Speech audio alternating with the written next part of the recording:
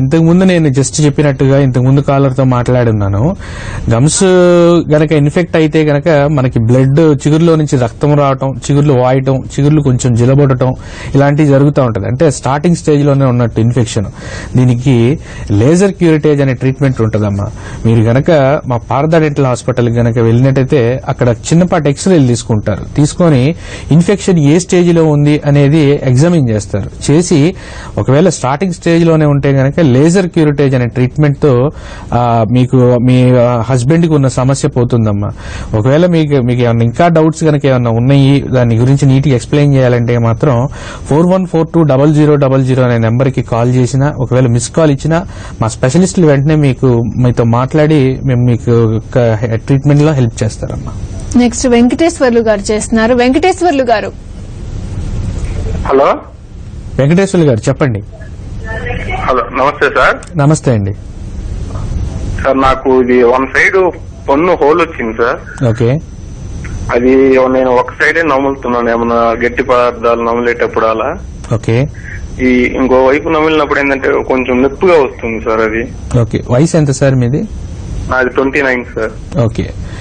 ఇప్పుడు ఒక పన్నులో హోల్ వచ్చింది, అందుకే నేను ఒక సైడే నవ్వులుతున్నాను అని అంటున్నారు. ఒక సైడ్ నవ్వటం మంచిది కాదండి, అస్సలు మంచిది కాదు. ఎందుకంటే రెండు పక్కల నవ్విలితేనే మనకి ఉన్న జాయింట్ల మీద ఫోర్స్ కరెక్ట్ గా పడుతుంది. At the same time muscles కూడా కరెక్ట్ గా ఉంటాయి. ఒకే సైడ్ నవ్వులుకుంటా పోతే ఆ జాయింట్ లో పెయిన్ ఎక్కువయ్యి ఆ జాయింట్ అరుగుదల కూడా ఎక్కువైపోతా ఉంటది. సో ఆ పన్ను హోల్ వచ్చిందని అంటున్నారు అంటే అది పుచ్చు అయ్యి ఉంటది పన్ను. మీకు దాన్ని నీట్ గా క్లీన్ చేయించేసుకుని రూట్ కెనాల్ ట్రీట్మెంట్ అంటే ఒకటి ఉంటది, దాన్ని చేయించుకుంటే ఇంకా పెయిన్ ఇన్ఫెక్షన్ అనేది లేకుండా పోతుంది కంప్లీట్ గా మీకు. అప్పుడు చక్కగా రెండు పక్కల మీరు నవలటానికి సాధ్యపడుతుంది. ఓకే. సుధాకర్ గారు చేస్తున్నారు. సుధాకర్ గారు డాక్టర్ గారితో మాట్లాడండి. TV sound తగ్గించుకుంటారా? డాక్టర్ గారితో మాట్లాడు. సుధాకర్ గారు చెప్పండి. సార్ నాకు సార్ మాది నోట్లో స్మెల్ వస్తాం సార్ కొంచెం. ఓకే. అయితే మామూలుగా మాట్లాడకపోయినా వస్తుంది సార్. ఓకే. అయితే నేను రీసెంట్ గా నేను ఖమ్మం ఇట్లా హాస్పిటల్కి వెళ్ళింది సార్. నేను ఓకే. పాత ఇంట్లో హాస్పిటల్కి వెళ్తే మామూలుగా క్లీన్ చేసి ఒక 15 days తర్వాత రమ్మన్నారు సార్. ఓకే.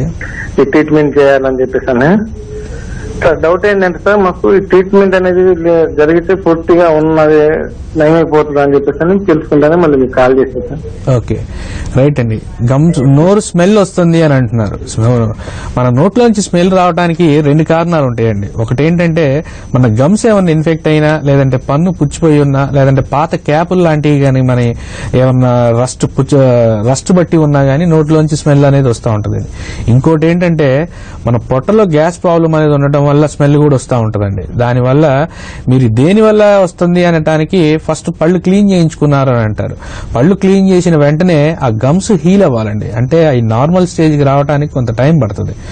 వెంటనే గోరువెచ్చని నీటితో పుక్కిలించడం, చక్కగా బ్రష్ చేసుకోవడం, ఏది తిన్న తర్వాత అయినా పుక్కిలిస్తా ఉంటే ఆ గమ్స్ అనేవి తొందరగా హెల్దీ స్టేజ్ లోకి వస్తాయండి. అప్పుడు మీకు ఆ నోట్ స్మెల్ అనేది పోతుంది. ఒకవేళ గనక నోట్లో నుంచి గనక స్మెల్ వస్తుంటే, ఇంకా మీకు స్మెల్ వస్తుందండి నేను ఇబ్బంది పడుతున్నాను అంటే మాత్రం ఒకసారి గ్యాస్ట్రోఎంటరాలజీ పొట్టలో గ్యాస్ ఏమన్నా ఫామ్ అవుతుందో లేదో చెక్ చేయించుకోండి. ఓకే అండి. నెక్స్ట్ మంత్రి నాయక్ గారు చేస్తున్నారు. మంత్రి నాయక్ గారు చెప్పండి. డాక్టర్ గారితో మాట్లాడండి. నమస్తే అండి సార్. నమస్తే అండి చెప్పండి. అదే మా మిస్సెస్ కి సార్ మామూలుగా దాంతంలో నుంచి రక్తం కారుతుంది సార్. ఓకే. అది దేని వల్ల కారుతుంది, ఎందుకు? అదే సార్, జస్ట్ ఇంతకు ముందే చెప్పినట్టుగా గమ్ డిసీజెస్ అనేవి ఉంటాయండి. మీరు గనక మా పారదా డెంటల్ హాస్పిటల్ గనక వెళ్ళినట్టయితే జస్ట్ ఒక పెద్ద ఎక్స్రే ఒకటి తీసుకుంటారు, అన్ని పళ్ళు వచ్చేటట్టుగా ఎక్స్రే ఓపీజీ అంటారు. దాన్ని తీసుకొని గమ్స్ బ్లీడింగ్ అనేది జస్ట్ గమ్స్ లో నుంచి వస్తుందా లేదంటే కింద బోన్ కూడా ఇన్ఫెక్ట్ అయిందా అనేది చెక్ చేస్తారండి. చెక్ చేసి మీకు సరైన ట్రీట్మెంట్ ప్లాన్ అనేది అడ్వైస్ చేస్తారు. రాజు గారు చేస్తున్నారు. రాజు గారు చెప్పండి. గుడ్ ఆఫ్టర్నూన్ అండి చెప్పండి. సార్ మాకు ఇలా తెల్లని వస్తువులు పొద్దున పళ్ళకు తగిలినప్పుడు అలాగే పాలు తాగినప్పుడు చాలా లాగుతున్నాయి సార్ పళ్ళు అనేవి విపరీతంగా. ఓకే. మీ వయసు ఎంత? వయసు వచ్చేసి 26 సార్. ఓకే. పళ్ళు లాగుతా చెప్పండి. పొద్దునంతా మరి అన్నం తిన్నప్పుడు వేడి వసతులు లాగడం లేదు సార్. ఓన్లీ పాలు తాగినా పొద్దున చల్లనీళ్ళు తాగినా విపరీతంగా లాగుతున్నాయి, మళ్ళీ అలాగే నైట్ లాగుతున్నాయి. Okay, right. పళ్ళు జుమ్మని లాగుతున్నాయి అని అంటున్నారు, చల్లయి తీసుకున్నా వేడి తీసుకున్నా లాగుతున్నాయి అని అంటున్నారు. అంటే ఏంటంటే మన పంటి పైన ఉన్న ఎనామిల్ లేయర్ అంటే ఒకటి ఉంటుందండి, అది గనక మనకి అరిగిపోతా ఉంటే, ఎందుకు అరిగిపోయింది అంటే పళ్ళు గట్టిగా కొరికి అలవాటు ఉన్నా గానీ, లేదంటే నిద్రలో కొంతమంది తెలియకుండానే పళ్ళు కొరుకుతూ ఉంటారండి, బ్రక్సిజం అంటారు దాన్ని. ఆ అలవాటు ఉన్నా గానీ, లేదంటే మన బ్రష్ ని గనక గట్టిగా బ్రష్ చేస్తే చిగురికి పంటికి మధ్యలో ఒక సన్నటి గాడిలా ఫామ్ అవుతుంది, అంటే అక్కడ ఎనామిల్ అరిగిపోతా ఉంటుంది, జరుగుతూ ఉంటుంది. అట్లా కనుక జరిగినట్టయితే చల్లయి గాని వేడి గాని పదార్థాలు తీసుకున్నప్పుడు డెఫినెట్ గా జుమ్మని లాగుతూ ఉంటాయండి. మీరు కనుక మా పార్థ డెంటల్ హాస్పిటల్కి వెళ్ళినట్టయితే అక్కడ మా స్పెషలిస్ట్ ఎగ్జామిన్ చేసి అసలు ఏ కారణం వల్ల మీకు ఎనామిల్ లాస్ అనేది జరుగుతుంది అనేది ముందు చూసుకొని, ఏ పంటికి ఏ పళ్ళు అనేది చూసుకొని దానికి ట్రీట్మెంట్ చక్కగా అడ్వైజ్ చేస్తారండి. ఓకే, ధనలక్ష్మి గారు చేస్తున్నారు. ధనలక్ష్మి గారు నమస్తే అండి, చెప్పండి.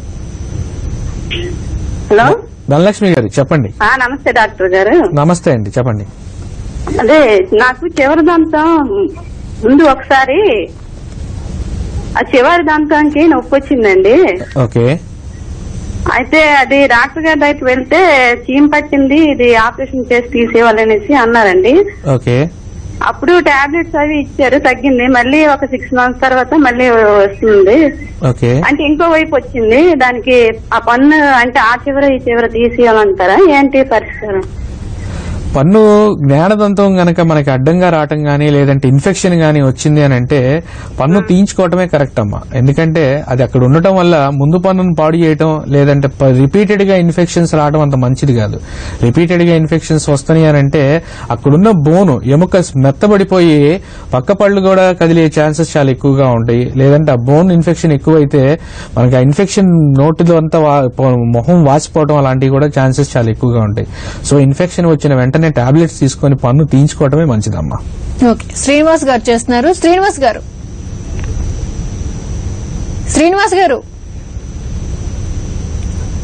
Call cut అయిపోయినట్టుందండి. ఇప్పుడు లేటెస్ట్ గా స్మైల్ లైన్ డిజైన్ అంటున్నారు, దాని గురించి చెప్పండి. అది ఎంత వరకు యూస్ఫుల్ అంటారు? అంటే కొంతమంది అలాంటి సర్జరీస్ కానీ ఏమైనా చేసుకోవాలంటే భయపడుతూ ఉంటారు, అంటే ఫేస్ చేంజ్ అయిపోవచ్చు లేకపోతే ఇంకేమైనా, అంటే బాగున్న పళ్ళు పీకితే ఏదో ప్రాబ్లమ్స్ వస్తాయి అని చాలా అపోహలు ఉన్నాయి. మీరేమంటారు? స్మైల్ డిజైనింగ్ లేదంటే స్మైల్ అలైన్మెంట్ అంటే ఏంటంటే మనకున్న పళ్ళు వరుస కనుక మనకు సాటిస్ఫాక్షన్ లేకపోతే ప్రతి ఒక్క ఇండివిజువల్ కి వాళ్ళ పళ్ళు సైజ్ గానీ షేప్ గానీ కలర్ గానీ అలైన్మెంట్ గానీ అమరిక గానీ చాలా డిఫరెంట్ గా ఉంటది. అలా కాకుండా పళ్ళు అనేవి నీట్ గా అలైన్ అయ్యి చక్కగా మంచి వైట్ రంగులో ఉండాలని చెప్పేసి అందరూ కోరుకుంటా ఉంటారు. ఎవరికో ప్రతి ఒక్క వ్యక్తికి ఏదో ఒక చిన్న ప్రాబ్లం అంటూ ఉంటది. ఒక పన్ను ముందుకు ఉండటమో లేదంటే కొంచెం కలర్ తగ్గటమో లేదంటే పళ్ళ మధ్య సన్ను ఉండటమో కొంచెం పళ్ళు ఎత్తుకు ఉండటమో ప్రతి వ్యక్తికి ఏదో ఒక ఇబ్బంది ఉంటది.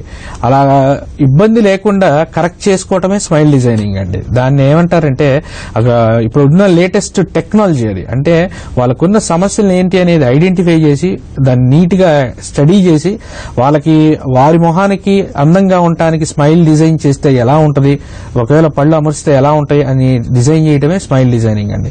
ఇప్పుడున్న ప్రతి ఒక్కరూ దాని మీద ఇంట్రెస్ట్ చూపిస్తున్నారు. ప్రతి ఒక్కరూ మంచి స్మైల్ కావాలని చెప్పేసి కోరుకుంటున్నారు. సో ఇప్పుడున్న టెక్నాలజీ గానీ ఇప్పుడున్న వసతులతో గానీ అట్లాంటి స్మైల్ తెచ్చుకోవటం చాలా ఈజీ అండి. జస్ట్ ఒక 5 days లోనే మీ యొక్క స్మైల్ అనేది మారిపోయి అందమైన పళ్ళు వరుస రావడానికి చాలా ఎక్కువగా హెల్ప్ చేస్తుంది స్మైల్ డిజైనింగ్. ఓకే అండి, thank you so much doctor. Thank you అండి. ఇది వాళ్ళ డాక్టర్స్ టైం. Stay tuned.